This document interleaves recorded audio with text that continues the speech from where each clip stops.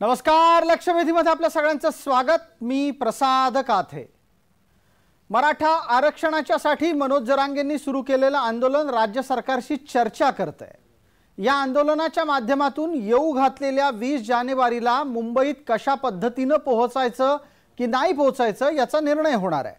पण हे सगळं होत असताना ज्या मागण्यांच्या साठी आणि ज्या मागण्यांच्या आधारावर हे आंदोलन उभं राहिलं त्यात काही तांत्रिक मुद्दे सातत्याने आडवे येतात।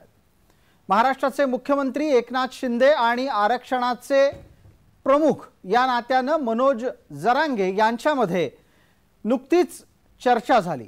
ही चर्चा व्हिडिओ कॉन्फरन्सिंगच्या माध्यमातून झाली। राज्य सरकारने त्यांच्या पातळीवर या चर्चेतून इतर सर्वांना म्हणजे खास करून माध्यमांना दूर ठेवलं होतं। पण जरांगेंनी मात्र व्हिडिओ कॉन्फरन्सिंगचं सगळंच एकूणच प्रकरण हे थेट प्रक्षेपित करून टाकलं आणि राज्य सरकार आणि त्यांच्यात कोणत्या मुद्द्यांवर चर्चा होतीये ते सगळ्यांच्या समोर आणलं। संकेताला हे धरून वर्तन नसलं तरी पण जरांगे काही त्यांच्या आजवरच्या भूमिकांपासून आणि वर्तनापासून वेगळे वागलेले नाहीत। याच चर्चेच्या दरम्यान सगळे सोयरे हा शब्द कळीचा ठरलेला आहे। सगळ्या सोयऱ्यांना सुद्धा आरक्षणाचा लाभ मिळायला पाहिजे अशी भूमिका मांडली गेली आणि तिथंच ही चर्चा घुटमळताना दिसली। आरक्षणाच्यासाठी आत्तापर्यंतच्या असलेल्या मागण्या आणि त्यात आता हे आलेलं सगळे सोयऱ्याचं प्रकरण हे प्राप्त स्थितीमध्ये मराठा आरक्षणाचं आंदोलन नक्की पुढे नेणार आहे की आहे तिथे थांबवणार आहे हा प्रश्न जन्माला येतो। आणि नक्कीच यामुळे चर्चा करण्याची गरज आहे की सगळे सोयऱ्यांची व्याख्या काय, सगळे सोयरे म्हणजे नक्की कोण, सगळे सोयऱ्यांचा लाभ नक्की कुणाला कसा कुठे होतो आणि आरक्षणासाठी त्यात सुद्धा जातीय आरक्षणाच्यासाठी अशा प्रकारचा हट्ट धरता येतो का। सगळे सोयरे म्हणजे नक्की कोण या लक्षवेधी चर्चेमध्ये आज आपल्या सोबत कोण मान्यवर आहेत त्यांचा मी आपल्याला पटकन परिचय करून देतो। आपल्या सोबत या चर्चेमध्ये डॉक्टर राजेंद्र मोरे आहेत, ते जरांगेंचे समर्थक म्हणून आपल्याला परिचित आहेत। प्राध्यापक श्रावण डेवरे आहेत, ओबीसी नेता म्हणून ते आपल्याला परिचित आहेत। कायदेतज्ञ या नात्याने गुणरत्न सदावर्ते आहेत। सर्व मान्यवरांचं आपण चर्चेत स्वागत करतोय। माझी प्रत्येकालाच एक नम्र विनंती राहणार आहे, बोलण्यापूर्वी आपला माईक सुरू आहे की नाही याची खातरजमा करा आणि देवरे सरांना थोडं पुढे येऊन बसावं अशी माझी छोटीशी विनंती आहे। पटकन गुणरत्न सदावर्ते यांच्यापर्यंत पोहोचायचं आहे। गुणरत्न सदावर्तेजी, जातीय आरक्षण दिलं जात असताना ते एकापासून दुसऱ्यापर्यंत जेव्हा पोहोचतं तेव्हा ते नक्की कशाच्या आधारावर पोहोचतं?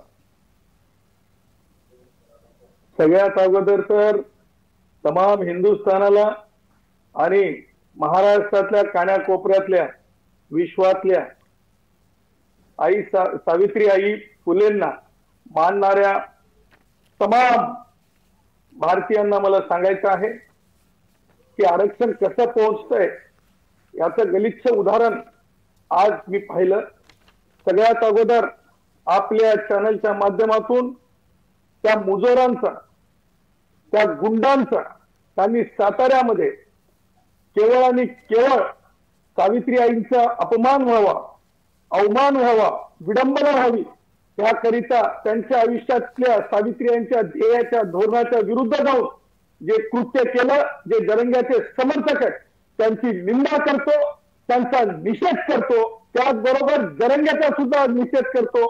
ज्या प्रकारे त्यांना आज पत्रकार परिषद घेऊन माझ्या आई सावित्रीचा ज्या ठिकाणी आज बसवलेलं आता नाही पत्रकार परिषदेमध्ये त्या जरांगेचा धिक्कार करतो, तिथं उपस्थितीचा त्यांचा निषेध करतो आणि महाराष्ट्रातल्या सरकारला सांगतो सरकार हे मराठ्यांच्या एका जातीच्या धर्माचं नसतंय, सरकार हे राज्याचं असते, महाराष्ट्राचे मुख्यमंत्री असतात आणि आपले दोन शब्द आपल्या चॅनलच्या माध्यमातून। सदावर्तेजी, आपली भावना समजली, भूमिका ही लक्षात येते आणि आपण आता मुद्द्यावर येणं गरजेचं आहे। माझ्या हातात वेळ मर्यादा आहे प्रत्येकासाठी आखून दिलेली। आपण पटकन याच मुद्द्यावर यावं ज्याचा मी प्रश्न, ज्या संदर्भातला प्रश्न मी आपल्याला विचारला होता की जातीय आरक्षण एकाकडून दुसऱ्यापर्यंत कसं पोहोचतं। आता तुम्हाला सांगतो, सगळ्यात अगोदर आणि शेवटचे माझे शब्द होते की सरकार हे जनतेचं असते आणि सरकार भारतीय संविधानाच्या आर्टिकल 38 प्रमाणे जे आहे सरकारला की नाही मायबाप सरकार म्हणून तमाम राज्याचं पाहायचं असते। एक लक्षात घ्या, सरकारची कृती मराठ्यांच्या आरक्षणाच्या बाबतीमध्ये माझी नापसंती आहे. सरकार आजच्या तारखेला मराठ्यांच्या आरक्षणाच्या बाबतीमध्ये मराठा भाऊ आहेत आमचे, त्यांचा जात म्हणून आम्हाला तिरस्कार नाही आहे, ते आमचा श्वास आहे, ते सुद्धा महाराष्ट्राचे, हिंदुस्थानाचे, भारताचे घटक आहेत. परंतु ज्या वेळेस आपण हे लक्षात घेतलं पाहिजे की कायदेशीर प्रक्रिया काय आहे. कायदेशीर प्रक्रिया ही आहे की माननीय उच्च न्यायालयाने माननीय न्यायमूर्ती B.H. मार्लापल्ले आणि माननीय न्यायमूर्ती N.H. पाटील ही 2003 ची न्यायालयीन याचिका आहे, ज्या याचिकेचं नाव दत्तात्रेय रामराव थोरात विरुद्ध महाराष्ट्र शासन, केसचा क्रमांक होता 2003-5 MHLJ 539. याच्यामध्ये जर आपण याच्यावर गेलो, ज्या आधारे आज हे काही चाललेलं आहे, सन्माननीय न्यायमूर्ती संदीप शिंदे हे क्रिमिनल साईडचे प्रॅक्टिशनर आहेत, त्यांना मी कधी सुद्धा कॉन्स्टिट्युशनल साईडला म्हणजे कास्टच्या मॅटरच्या संदर्भानं, संविधानिक मॅटरच्या इंटरप्रिटेशनच्या संदर्भानं कधीच पाहिलेलं नाहीये आणि त्यामुळं त्यांचा किती अभ्यास आहे ते येणाऱ्या काळात समजेल. परंतु जे हैदराबाद संस्थान, निजामची नोंद, जे काय ते आदिलशहाची नोंद, हे काय नोंदी जे काही चालवलं ना, त्याचं उत्तर दस्तूर खुद न्यायालयाने दिले. त्याच्यात स्पष्टपणे सांगितलंय, earlier state of Hyderabad has published a list of other backward classes as recommended by Backward Class Commission. The state list enlisted the caste in other backward classes and also caste considered most backward. The caste Kundi was not included in the list and therefore the same caste will not recognized as other backward class for the Aurangabad district as along with its part of the earliest Hyderabad state. आता ही जी केस होती ही मराठा कुणबीची केस होती. ही जी केस होती, या केसला माननीय सर्वोच्च न्यायालयाच्या माधुरी पाटीलच्या निकालाच्या आधारे माननीय उच्च न्यायालयाने डिसाईड केलेलं होतं. हे सगळं लिखित आहे, हे काही म्हणजे तोंडी कारभार नाही आहे. जर समजा या सगळ्या नोंदी, सदावर्तीजी, या सगळ्या नोंदी इतक्या सुस्पष्ट असतील तर आपल्याला पटकन डॉक्टर राजेंद्र मोरेंना विचारायचं आहे की का आणि कशासाठी सगळे सोयरे या शब्दाचा आग्रह धरला जातोय. राजेंद्र मोरे, आपली वेळ सुरू होतीये. असं सर, सगळे सोयऱ्यामध्ये सर्वच आपले मोडतात आणि जरांगे पाटलांनी जी भूमिका घेतलेली आहे, सगळे सोयऱ्यामध्ये आईचे नातलग देखील मोडतात. कारण भारतीय राज्यघटनेमध्ये ला समतेचा अधिकार आहे 12 ते 35 हे जे कलम आहेत भारतीय राज्यघटनेमधलं, एवढे कलम आपण खर्ची घातलेले आहेत. धर्म, वंश, लिंग, प्रांत या आधारावर कोणत्याही प्रकारचा भेदभाव यामध्ये केला जाणार नाही, अशा प्रकारची तरतूद भारतीय राज्यघटनेमध्ये आहे. बरं. आणि महत्वाचा मुद्दा असा की निजामकालीन जे दस्तऐवज आहेत त्याच्यामध्ये ज्या काही आपल्याला नोंदी सापडतात, त्या कुंडी म्हणून नोंदी आपल्याला सापडू लागलेल्या आहेत, हे आपण गृहीत धरलं पाहिजे.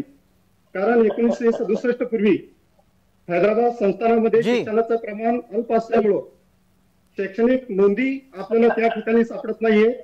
आणि जी हैदराबाद संस्थामध्ये जी कृषक जात म्हणून जी नोंद झालेली आहे ती कृषक जात म्हणून कुणबी म्हणूनच त्याच्यामध्ये नोंद झालेली आहे. बरं, मग डॉक्टर मोरे, थोड्या वेळापूर्वी सदावर्तेंनी जो संदर्भ दिला तो चुकला आहे की तुम्हाला तो संदर्भ माहित नव्हता?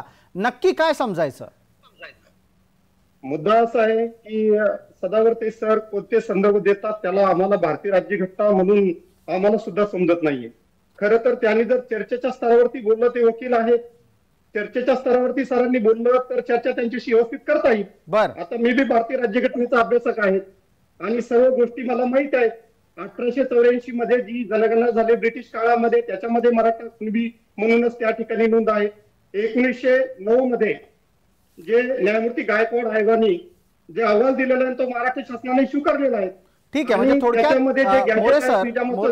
डॉक्टर मोरेजी, आपण सांगू इच्छितात की मराठी आणि कुणबी एक आहेत. मला चर्चेत खरं तर आतापर्यंत याचं उत्तर नाही सापडलं की नक्की सगळे सोयऱ्यांची व्याख्या काय करायची. मी एक आणखी 30 सेकंद देतो, मला श्रावण डेवरेंपर्यंतही पोहोचायचं आहे आणि सदावर्तेंकडेही पुढचे प्रश्न असतील माझे. मोरे साहेब, आपल्याला माझा 30 सेकंदासह प्रश्न आहे. तुमच्या लेखी सगळे सोयऱ्यांची व्याख्या तुम्ही कोणाला काय देता? सगळे सोयरे म्हणजे सर, माझे जर सगळे सोयरे स्वतःचे जर विचार जर केला तर त्यामध्ये आत्या, मावशी, आजी, आजोबा, मामा, बहीण, काका, काकू, चुलत बहीण, भाऊ, मामे भाऊ, बहीण, मामी हे येतात. वडिलाच्या संबंधामध्ये जर केलं तर बहीण, मेवणी, आई, वडील, मेवणा, मुलगी, भाऊ, भाऊजय, पुतण्या, पुतणी, भाचा, भाची, बहीण. आईच्या नात्यामध्ये केलं तर नणंद, बहीण, सासू, सासरे, भाऊ, मुलगी, भाऊजय, दीर, जाऊ, पुतण्या, पुतणी, भाचा, भाची, वहिनी आणि त्याचे सर्व नातलग हे सगळे सोयऱ्यामध्ये मोडत असतात. जर समजा ही यादी प्रमाण मानली तर एक आणखीन 30 सेकंद घ्या आणि मला उत्तर द्या. या आधारे एका जातीच्या प्रमाणपत्राच्या आधारे हे सगळे सोयरे जाती आरक्षणाचे लाभार्थी ठरू शकतील का?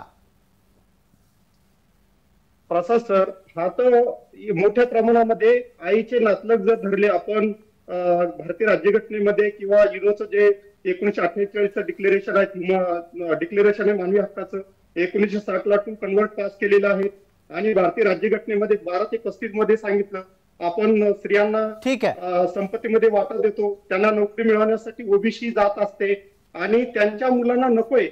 तर मला असं वाटतं की मुलीकडच्या आणि सगळे सोयरे धरले तर मोठ्या प्रमाणामध्ये हा समाज ओबीसी मध्ये कनेक्ट होतोय आणि लोकांना त्याचा जास्तीत जास्त लाभ होईल. आणि त्याहीपेक्षा जबरदस्त पुरावे माझ्याकडे आहे. पुढच्या याच्यामध्ये तुम्ही जर मला संधी देतो. मला आता श्रावण डेवरे यांच्यापर्यंत पोहोचायचं आहे. डेवरे सर, सगळे सोयऱ्यांची अपेक्षित असलेली व्याख्या आता डॉक्टर मोरेंकडून मांडली गेली आहे का ती सोयीस्कर व्याख्या आहे? हे बघा, नाते संबंध बोलतोय मी, जरा ऐका जरा. नाते संबंध, सगळे आणि सोयरे हे 3 वेगवेगळे शब्द आहेत. नाते संबंध आपण कोणाशी जोडू शकतो, एखादी मानलेली बहीण असू शकते, मानलेला भाऊ असू शकतो, ते नातेसंबंध आपण जोडू शकतो. पण सगळे म्हणजे सख्खे आणि सोयरे म्हणजे विवाह संबंधातून जे जोडले गेले ते सोयरे आणि सगळे म्हणजे सख्खे म्हणजे दुधाचे संबंध असलेले. आता दुधाचे संबंध म्हणजे काय? पितृवंशक वंशावळीमध्ये जे जे कोणी येतात ते सगळे म्हणजे ते सख्खे, लक्षात घ्या. आणि ते दुधाचे भाऊ म्हणतात किंवा दुधाचे नातेसंबंध ज्याला आपण म्हणतो. तर आरक्षणाच्या बाबतीमध्ये एक आपण लक्षात घेतलं पाहिजे की पितृवंशक वंशावळीमधले दुधाचे नाते असलेले जे कोणी असतील ते सगळे म्हणजे सख्खे, त्यांनाच एकाच्या प्रमाणपत्रावरून दुसऱ्याला त्याचा लाभ घेता येतो. आणि तुम्हाला जात वैधता प्रमाणपत्र देणाऱ्या समितीकडे किंवा त्या कमिशनकडे तुम्हाला पितृवंशक वंशावळी द्यावी लागते आणि दुधाचं नातं तिथं सिद्ध करावं लागतं. तिथं नुसतं नाते संबंध किंवा सोयरे वगैरे असं काही नसतं. सगळे म्हणजे सख्खे आणि सख्खे म्हणजे पितृवंशक वंशावळीमधले दुधाचे संबंध असलेले, नाते संबंध असलेले. बरं, मग मला एक तपशील पटकन आपल्याकडूनच हवा आहे. मी त्याच अनुषंगाने तुमच्यापर्यंत पोहोचतो. सर्वसाधारणपणे पितृसत्ताक पद्धतीच्या अंतर्गत आरक्षण हे पितृसत्ताक पद्धतीच्या रचनेत जे जे कोणी आहेत त्यांना मिळू शकतं. मग अशा वेळेला जर डॉक्टर मोरे हे आईकडूनच्याही नातेवाईकांना सगळे सोयरे अंतर्गत आणत जाती आरक्षणाचे लाभार्थी करू पाहत असतील तर हे शक्य आहे का? हे आपल्याला यापूर्वीच्या चर्चेत पण मांडून झालंय, परत मांडणं गरजेचं आहे. कारण या निमित्तानं मराठा समाजामध्ये जर कोणी भ्रम पसरवायचा प्रयत्न करत असेल तर तो या चर्चेतून दूर झाला पाहिजे. हे जाणीवपूर्वक हे भ्रम पसरवत आहेत.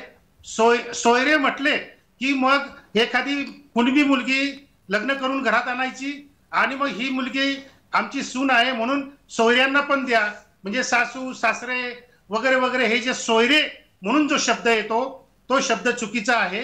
सगळे हा शब्दच बरोबर आहे. आणि कुणबी म्हणून लग्न करून आणलेली मुलगी मराठ्यांच्या घरात आली, म्हणजे मराठ्यांच्या सगळ्या मेंबरांना, सदस्यांना कुणबी प्रमाणपत्र मिळू शकत नाही, त्यांना ओबीसी प्रमाणपत्र मिळू शकत नाही. इतकं साधं सरळ हे सूत्र आहे. म्हणून हे जे काही मराठा नेते आहेत हे मुद्दाम सगळे सोयरे असा शब्द वापरून कन्फ्यूज करतायत, शासनालाही कन्फ्यूज करतायत आणि शासनालाही कन्फ्यूज होणं आवडतं आहे. कारण इतके काही फाजील लाड पुरवले जात आहेत अलीकडे, तर तुम्ही काही सांगा, फाजील आम्ही मान्य करतो, अशी काहीतरी एक शासनाची आता भूमिका आहे. म्हणजे उद्या उठून जर जरांगेने जर मागणी केली जो बायडनकडे की अमेरिकेत राहणाऱ्या माझ्या सगळ्या सोयऱ्या मराठ्यांना जो बायडनने आरक्षण दिलंच पाहिजे, नाहीतर 24 डिसेंबर नंतर मी जो बायडनला पाहून घेईल, अशी धमकी सुद्धा जरांगे द्यायला कमी पडणार नाहीत. रशियाच्या पुतीनला पण अशा प्रकारची धमकी द्यायला ते मागे पुढे बघणार नाहीत. आता हे फारच खूप अति झालंय, डोक्यावरून पाणी वाहून चाललेलं आहे आणि शासन या बाबतीमध्ये मात्र फाजील लाड पुरवण्याचं काम करत आहे. ते अत्यंत चुकीचं आहे आणि निषेधार्ह आहे. जी देवरेजी आपल्या या आक्षेपांवर मोरे यांचं उत्तर अपेक्षित आहे. प्रतिवादाची त्यांची संधी आहे, त्यांना संधी देऊच यात. आणि मग पुढचा प्रश्न माझा आपल्यासोबत असलेल्या गुणरत्न सदावर्ते यांच्यासाठी असेल. मोरेजी, आपण बोला. सदावर्तेंच्याकडून सगळे सोयऱ्यांचा केला जाणारा उल्लेख हा मुद्दामून आंदोलन आणि आंदोलनाच्या माध्यमातून एक भ्रमित अवस्था समाजामध्ये करण्यासाठी एका समाजाला जरांगेच कन्फ्यूज करतायत का?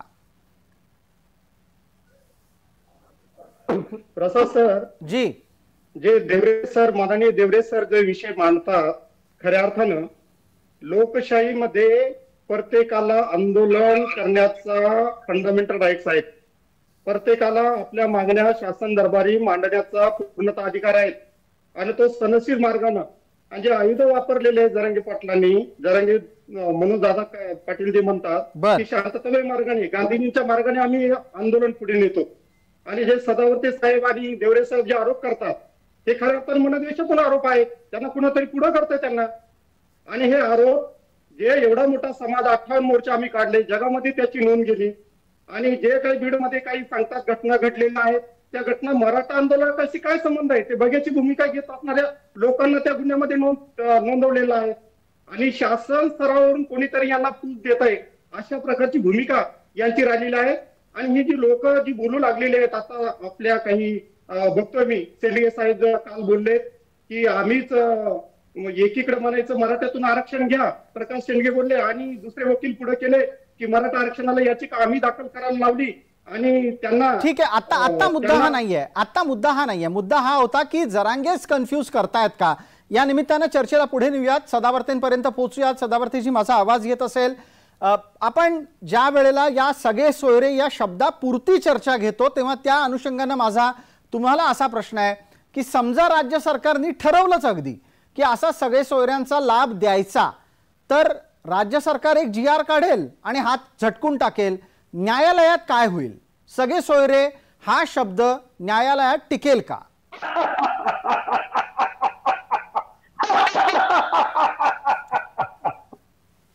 एक लक्षात ठेवा, सुशिक्षितपणा आहे, जे हसतात ना हे सुशिक्षितपणा आहे त्यांचा.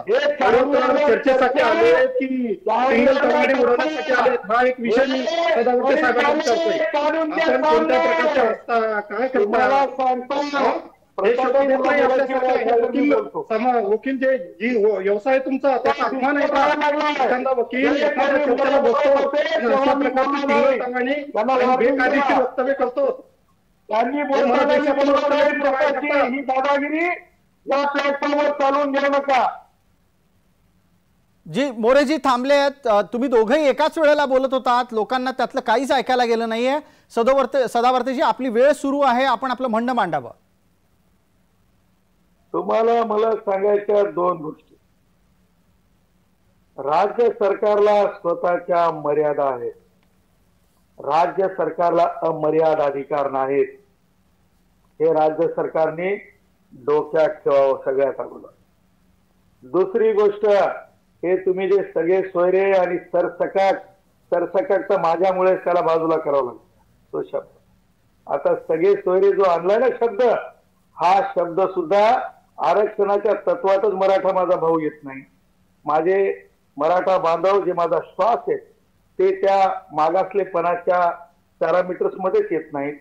कुणबी जे भाऊ आहेत ना, जे अनटचेबिलिटीच्या सारख्या तत्वावर ज्या भावांनी मागासलेपण सहन केलं ते कुणबी आरक्षणाला लागू आहेत. माझे मराठा भाऊ कुणबी हे ते कुणबी आहेत आणि म्हणून माननीय उच्च न्यायालयाने स्पष्टपणे सांगितलं की म्हणजे छत्रपती संभाजीनगर आताचा जिल्हा त्यावेळेस औरंगाबाद म्हणून ओळखला जायचा काँग्रेस यांच्या काळामध्ये, त्या मराठवाड्यामध्ये कोणीही कुणबी त्या प्रकारे मागास ठरणारा कुणबी नाहीये. आता दुसरा तुमचा उपप्रश्न जो आहे त्याचं उत्तर देतो. म्हणजे मराठा भाऊ ते त्या पॅरामीटर्स मध्ये नाहीत आणि मराठवाड्यातले कुणबी ते कुणबी नाहीत. आता दुसरा जो तुमचा उपप्रश्न आहे की सगळे सोयरे काय, सगळे सोयरे हे काही आता नॉर्मल टर्म राहिली नाही. मामा, काका, भाचा, भाची, भाऊ, बहीण, वहिनी, मामा, हे सगळं आहे. हे कुछ नाही आहे. काय आहे ते लक्षात घ्यायचं. माननीय सर्वोच्च न्यायालयाच्या माधुरी पाटील, कुमारी माधुरी पाटील विरुद्ध कास्ट स्क्रुटिनी कमिटी ठाणे निर्णय आहे ऑल इंडिया रिपोर्टर मधला 1997, सुप्रीम कोर्ट, नंबर आहे 2582, पॅरेग्राफ नंबर आहे 22. स्पष्टपणे ज्या कोणाला वाचायचे त्यांनी वाचून घ्यावं. त्याच्यामध्ये ऍफिनिटी ठरते. हे ते मराठा भाव नाहीत आमचे आणि ऍफिनिटीचे सुद्धा बॅरियर्स आहेत. जे माझे कैकाडी भाऊ भटके आहेत, जे माझे कैकाडी भाऊ मराठवाड्यामध्ये भटके आहेत, ते कैकाडी भाऊ वाशिम मध्ये गेल्यानंतर शेड्यूल कास्ट ठरतात. कारण तिथला जो कैकाडी भाऊ आहे तो त्या तत्वामध्ये मागासलेला आहे. तो मराठवाड्यातला जो भाऊ आहे तो म्हणजे विदर्भातला तो भाऊ शेड्यूल कास्ट मध्ये तो मोडतो कारण तितका मागासतोय. तोच कैकाडी भाऊ मराठवाड्यामध्ये भटका आहे, तोच कैकाडी भाऊ तेलंगणामध्ये ट्रायबल आहे. त्याच्यामुळे जे मराठवाड्यातला जो कुणबी भाऊ आहे माझा, तो मागासलेपणाला मागास ठरण्या एवढा, सामाजिक मागास ठरण्या एवढा तो पात्रतेत येत नाही. आणि माधुरी पाटीलच्या जजमेंटमध्ये स्पष्टपणे ऍफिनिटी सांगितलेली आहे, ती ऍफिनिटी ठरत नाही. जेवढेही प्रमाणपत्र, जिम्मेदारीनं सांगतो, जेवढेही प्रमाणपत्र दिले चालले तेवढ्या विद्यार्थ्यांचं शैक्षणिक आयुष्य उद्ध्वस्त केलं चाललंय. त्याचं कारण सांगतो. ठीक आहे. एक सामाजिक मागासलेपणाचं सर्टिफिकेट कुणबी म्हणून घेतलं आणि ते सर्टिफिकेट टिकलं नाही आणि घेतलं तरी तुम्ही ईडब्ल्यूएसच्या आरक्षणातून 10% बाद होता. ही सरळ विद्यार्थ्यांची हानी नाही तर त्या विद्यार्थ्यांचं आयुष्य उद्ध्वस्त करण्याचा कार्यक्रम पॉलिटिकल हवासापोटी जरंगेनं चालवलेला आहे. त्याच्यामुळे कोणत्याच ऍफिनिटीमध्ये ऍफिनिटी पाहिली जाते, सगळे सोयरे पाहिले जात नाही. तर सगळ्यात तर नावालाच नाही, बियालाच चालत नाही. आणि सगळे तुम्हाला सांगतो, ठीक, सख्खा भाऊ असेल तरी त्याला डायरेक्ट सर्टिफिकेट दिलं जात नाही. बरोबर, त्याला ऍफिनिटी पास व्हावीच लागते. आणि ऍफिनिटी टेस्ट ही नुसती एका याच्यावरली नाही, त्याला संशोधन अधिकारी पाहते. ऍफिनिटी टेस्ट नुसती जी सदावर्ती जी, बोलता बोलता आपला आवाज जातोय. आपण आपला मांडलेला मुद्दा लक्षात आला आणि मला वेळ मर्यादेपोटी आपल्याला थांबवावं लागतंय. देवरे सरांकडे पण पोहोचायचंय, पण तत्पूर्वी तुम्ही जो मुद्दा मांडलात आता त्याच्यावर डॉक्टर मोरेंना आक्षेप दिसतात. आक्षेप आपण मांडाच, पण तत्पूर्वी जो महत्वाचा मुद्दा सदावर्तेंनी इथे उपस्थित केला की मराठवाड्यातले मराठा हे मागास ठरवले जात नाही, ज्या आधारे तुमचं हे आंदोलन उभं राहिलंय त्याच्या अनुषंगाने आपला याला प्रतिवाद आहे का आणि इतर कुठला मुद्दा असेल तर तोही मांडा. 1 मिनिटाचा वेळ आहे. मला श्रावण देवरेंसाठी पुढचे प्रश्न विचारायचे ते तयार आहेत. बोला डॉक्टर मोरे. मला वेळ द्या, त्याच्यामुळे मला मांडता येईल.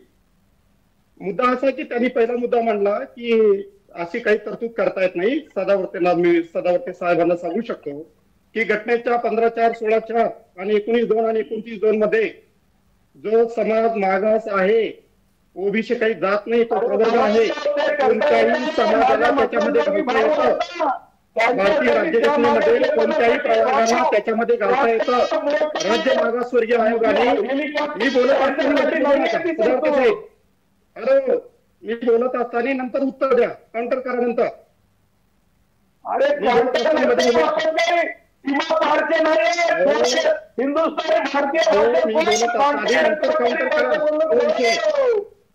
ठीक आहे सदावर्तेजी, 1 मिनिट ऐकून घ्या. डॉक्टर मोरेंचं म्हणणं तरी ऐका, आपल्याला उत्तर देण्याची संधी मिळेल. देवरे सरांना मगापासून आपण थांबवलंय, त्यांच्याहीसाठी काही प्रश्न आहेत. पटकन डॉक्टर मोरे आपण आपलं म्हणणं मांडा, बोलते व्हा. कारण भारतीय राज्यघटनेमध्ये 15/4, 16/4, 19/2 आणि 29/2 मध्ये राज्य मागासवर्गीय आयोगाच्या माध्यमातून कोणताही समाज हा प्रवर्ग आहे. उत्तर प्रदेशमध्ये म्हणजे स्पेशल बॅकवर्ड म्हटलं त्याला, इकडे ओबीसी म्हटलं, जात प्रवर्ग आहे तो, आणि कोणत्याही समाजाला त्याच्यामध्ये जाता येतं. राज्य मागासवर्गीय आयोगानं सिद्ध केलं. के कृष्णमूर्ती विरुद्ध सुप्रीम कोर्ट आणि विकास गवळी विरुद्ध मराठा शासन, ते बी सर्वोच्च न्यायालयाने निर्णय दिलेला आहे की कोणत्याही समाजाला जर राज्य मागासवर्गीय आयोगाने मागास ठरवलं तर त्याला जाता येतं. आणि दुसरा महत्वाचा मुद्दा सर, 1953 मध्ये जो करार झालेला आहे आमचा नागपूर करार, त्या करारामध्ये आर्थिक आणि सामाजिक न्यायासाठी विशेष तरतूद करण्याची जरूरत आहे. एवढं भांडण्याची गरज नाही आम्हाला. खरं तर विभागीय आयुक्त आपला अहवाल राज्यपालाला दिला पाहिजे, राज्यपालांनी राष्ट्रपतीला दिला पाहिजे, आणि हा शिफारस केल्यानंतर आम्हाला ओबीसी मध्ये स्थान मिळू शकतं. याच्यावर श्रावण डेवरेंपर्यंत जाण्याची गरज आहे. श्रावण डेवरेजी, जितका सहज मार्ग इथे सांगितला जातो आहे की राज्य मागास वर्ग आयोगाने एखाद्या समाजाला मागास ठरवलं की त्याला पटकन मागास होता येतं आणि जातीय आरक्षणाचा लाभ घेता येतो, इतकं हे सगळं सोपं आहे का? सगळे सोयऱ्यांना द्या म्हणणं जेवढं सोपं आहे तितकंच एखाद्याला पटकन मागास होणं सोपं आहे का? हे बघा, संविधानाने काही मार्ग आखून दिलेले आहेत. सुप्रीम कोर्टाने गाईडलाईन दिलेली आहे की एखाद्या वर्गाला किंवा एखाद्या जातीला किंवा एखाद्या समाज घटकाला जर आरक्षण पाहिजे असेल तर त्यांनी रितसर राज्य मागासवर्गीय आयोगाकडे अर्ज केला पाहिजे, आणि मग राज्य मागासवर्गीय आयोग सर्वेक्षण करतं. सर्वेक्षण या शब्दावर मी भर देतोय. सर्वेक्षण करतं, आणि सर्वेक्षण करताना जात बघितली जात नाही. मंडल आयोगाच्या ज्या 11 कसोट्या आहेत, सामाजिक, शैक्षणिक आणि आर्थिक, त्या 11 कसोट्यामध्ये एकही कसोटी जातीची नाही, हे लक्षात घेतलं पाहिजे. त्यामुळे कुठल्याही समाज घटकाचं सर्वेक्षण करताना कोणत्या जातीचा आहे हे बघितलं जात नाही. मराठा आहे का, माळी आहे का, तेली आहे हे बघितलं जात नाही. त्या 11 कसोट्या सामाजिक असतात, शैक्षणिक असतात आणि आर्थिक असतात. त्या कसोट्यांमध्ये जर तो समाज घटक उत्तीर्ण झाला तर तो समाज घटक मागास आहे असं सांगितलं जातं किंवा समजलं जातं. जर तो अनुत्तीर्ण झाला, फेल झाला, तर तो मागास नाही. अशा प्रकारे मराठा समाजाने 2 केंद्रीय आयोग, कालेलकर आयोग, मंडल आयोग आणि 8 राज्य मागासवर्गीय आयोग, या सगळ्या 10 आयोगांनी स्पष्टपणे सर्वेक्षण करून सिद्ध केलेलं आहे की मराठा समाज मागासलेला नाही, त्याला एससी-बीसी किंवा ओबीसी आरक्षण मिळू शकत नाही. हे वारंवार सिद्ध झाल्यावर सुप्रीम कोर्टाने 5 मे 2021 रोजी जजमेंट देऊन त्याच्यावर शिक्कामोर्तब केल्यानंतरही जर हे पुन्हा आम्हाला आरक्षण द्या, आम्हाला ओबीसी मध्ये द्या, अरे बाबा ईडब्ल्यूएस दिलं ना तुम्हाला. ईडब्ल्यूएस मध्ये सर्वात जास्त फायदा मराठा जातीचे लोक घेत आहेत, आणि मग यांना पुन्हा ओबीसी मध्ये येण्याची यांना का उबड येते ते समजत नाही. यांना म्हणजे यांचा खरा मुद्दा हा आहे की यांना आरक्षण पाहिजे की नाही हा महत्वाचा प्रश्न राहिलाच नाही. पण आरक्षणामुळे ओबीसी समाज पुढे जातो आहे, राजकारणामध्ये, नोकऱ्यांमध्ये काहीतरी मिळवतो आहे, हे यांना सहन होत नाही. हा जातीय द्वेष यांच्या डोक्यामध्ये जो आहे, त्याच्यामुळे ईडब्ल्यूएसचं आरक्षण मिळत असतानाही पुन्हा आम्हाला ओबीसी मध्ये घुसवा, ही जी यांची मागणी आहे ती निव्वळ ओबीसीच्या द्वेषापोटी आणि ओबीसीचा विकास खुंटवण्यासाठी. यावरचं 30 सेकंदातलं उत्तर आहे डॉक्टर मोरे आपल्याकडे, कारण सगळे सोयऱ्यांचा मुद्दा इथे असलेल्या उपस्थित तुमच्या सोबतच्या 2 मान्यवरांनी त्यांच्या पद्धतीनं खोडून काढलाय. तुम्ही त्याचा प्रतिवादही करण्याचा प्रयत्न केलात, पण आताच्या घडीला तुम्ही सगळे सोयरे याच मुद्द्यावर जर अडून राहणार असाल तर 20 जानेवारीपर्यंत आणखीन चर्चेच्या फेऱ्या सरकार बरोबर घडणार आहेत का? होणार काय आहे नक्की? सर, मनोज दादा पाटील यांनी चर्चेच्या द्वारे नेहमी खुले ठेवलेले आहे. आम्हाला हौस नाहीये मुंबईला जाण्याची, शक्ती प्रदर्शन करण्याची. मराठा समाज 50% या महाराष्ट्रामध्ये असताना 45 ते 50% आम्हाला प्रदर्शनाची हौस नाहीये. शासन आमच्याशी नेहमी धोका करू लागलेला आहे. ज्यावेळेस मराठा कायदा झाला त्यावेळेस अगोदर 102वी घटना दुरुस्ती करतात, आणि देवरे सरांनी आता संदर्भ दिला सर, बरं का, देवरे सरांनी मंडल आयोगाचा संदर्भ दिला. मंडल आयोगात असे क्रॅकले आहेत ते मराठा आयोगाने पास केलेले आहेत. 21.5 गुण मिळवलेले आहेत. 13 गुण मिळवण्याला मागास करत असतो, आणि मंडल आयोगात असं विश्लेषण झालं, हे झालं. ठीक आहे, आता वेळ मर्यादेत पटकन सांगा, तुम्ही 20 तारखेपर्यंत काय करणार आहात? सगळे सोयऱ्यांचा हट्ट कायम धरणार आहात का पुढे काही अजून चर्चेद्वारे वेगळी वाट येऊ शकते? हा सर, परत एकदा रिपीट करा. मी म्हणालो 20 तारखेपर्यंत आपण काय करणार? सगळे सोयऱ्यांचा हट्ट धरून ठेवणार आहात का? नाही, सगळे सोयरे हा विषय मनोज दादांनी स्त्रीवादी भूमिका मांडलेली आहे. भारतीय राज्यघटनेमध्ये धर्म, वंश, लिंग आधारावर कोणता भेदभाव नाही. जर स्त्रीच्या नावाने प्रमाणपत्र निघत नसते, तुम्हाला केंद्र सरकारला दिल्लीमध्ये दिल्ली सेवा विधेयकाला वेळ लागत नाही. सुप्रीम कोर्टाच्या विरोधात तुम्ही निर्णय घेतात, त्यानंतर निवडणूक आयोगाचे सुप्रीम कोर्टाच्या विरोधात निर्णय घेतात आणि एखादा करेक्शन नसेल एखादा GR मध्ये तर करायला काय हरकत आहे? अरे तुम्हाला भारतीय राज्यघटनेमध्ये इक्वॅलिटी बिफोर द लॉ, कायद्यापुढे सर्व समान आहे. ठीक आहे, हा तुमचा तर्क बऱ्यापैकी पॉलिटिकल आहे. चर्चा तेवढी पॉलिटिकल जाण्याची गरज नव्हती, ही तांत्रिक चर्चा होती. समाजाला याद्वारे आपण प्रगल्भ करण्याचा प्रयत्न करतो. तुम्हाला पटकन 1 मिनिट फक्त उरलंय. गुणरत्न सदावर्ते आपल्यासाठी आहे, आपण पटकन याचं उत्तर द्यावं की जर समजा 20 तारखेच्या मोर्चापर्यंत हा सगळे सोयऱ्याचा प्रश्न सुटला नाही तर राज्य सरकारकडे काही पर्याय आहेत की नाहीत? अहो, राज्य सरकारकडे काही पर्याय नाही. मराठा भावांना माझ्या मागास करू शकत नाहीत, कुणबी ठरत नाहीत. मराठवाड्यातले खास करून माझे मराठा भाऊ मान्य उच्च न्यायालयापेक्षा काय राज्य सरकार मोठं नाही, मान्य सर्वोच्च न्यायालयापेक्षा राज्य सरकार मोठं नाही. आणि राहिला प्रश्न 15/4 आणि 16/4च्या बाबतीमध्ये, ते मागासले पण कोणते माहितीये का? जे माझे मसनजोगी भाऊ प्रेत आलं तर घरामधली जी चूल पेटती त्या मागासल्या कोणासाठी ते ट्रॅक्टर, ते हेलिकॉप्टर, ते गाड्या, ते घोड्या, ते बसून येतो. पाणी द्या त्यांना. पाणी पाजत असतो मी, पाणी प्यायची गरज नाही. मागच्या वेळेस सुद्धा मी होतो गुणरत्न. ठीक आहे, मला हस्तक्षेप यासाठीच करावा लागेल कारण वेळेची मर्यादा आहे, त्याची आठवण करून देतो. तुर्तास आपण सर्व मान्यवर चर्चेत सहभागी झालात, याबद्दल आपले मनपूर्वक आभार. लक्षवेधीच्या या चर्चेत तुर्तास इतकंच. सर्व प्रेक्षकांना जय महाराष्ट्र.